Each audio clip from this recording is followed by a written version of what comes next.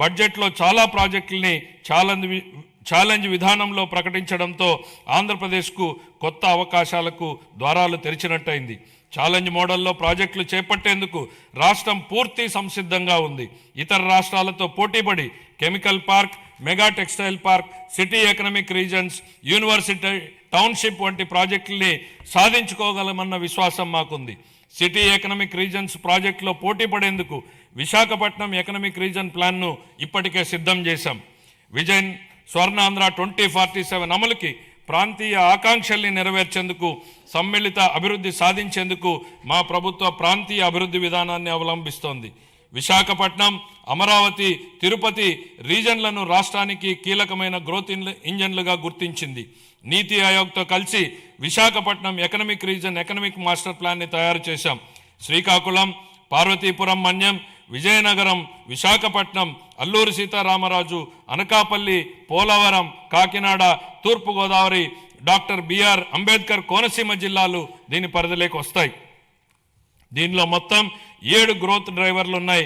Manufacturing, services, మౌలిక వసతులు, పట్టణీకరణ, వ్యవసాయ రంగాల్లో 41 హై ఇంపాక్ట్ ప్రాజెక్టులు ఏర్పాటవుతాయి.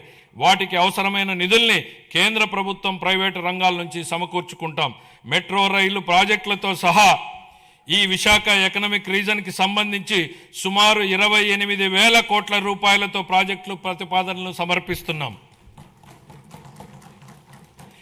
విశాఖ ఎకనామిక్ రీజన్ తరహాలోనే ఎన్టీఆర్, కృష్ణా, ఏలూరు, గుంటూరు, పశ్చిమ గోదావరి, ప్రకాశం, పల్నాడు, బాపట్ల, మార్కాపురం జిల్లాలతో అమరావతి ఎకనామిక్ రీజన్ని అభివృద్ధి చేస్తాం.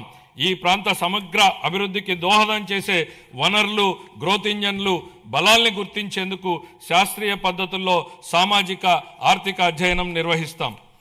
సూక్ష్మ సేద్యం ప్రాధాన్యతను గుర్తించి 1990లోనే ఆ కాన్సెప్ట్ని తీసుకొచ్చినటువంటి మొదటి ముఖ్యమంత్రి గౌరవ చంద్రబాబు నాయుడు గారు. ఇప్పుడు ఆయన రాయలసీమ రీజన్ను గ్లోబల్ హార్టికల్చర్ హబ్గా మార్చి అక్కడ రైతుల జీవితాల్లో సమూల మార్పులు తెచ్చేందుకు కంకణం కట్టుకున్నారు.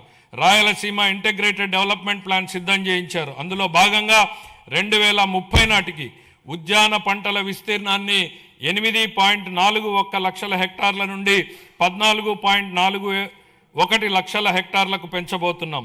సాగునీరు, సూక్ష్మ సేద్యం ప్రాజెక్టుల ద్వారా నీటి ఎద్దడి అన్నదే లేకుండా చేస్తాం.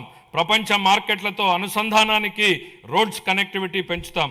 అనంతపురము, అన్నమయ్య, చిత్తూరు, కర్నూలు, నంద్యాల, ప్రకాశం, మార్కాపురం, సత్యసాయి, తిరుపతి, వైఎస్ఆర్ కడప జిల్లాల్లోని 303 మండలాల పరిధిలో 200 పైగా హార్టికల్చర్ క్లస్టర్లని ఏర్పాటు చేయడం జరుగుతుంది. ఇందులో product perfection, forward and backward integration, మొత్తం వాల్యూ చైన్లో ప్రపంచవ్యాప్తంగా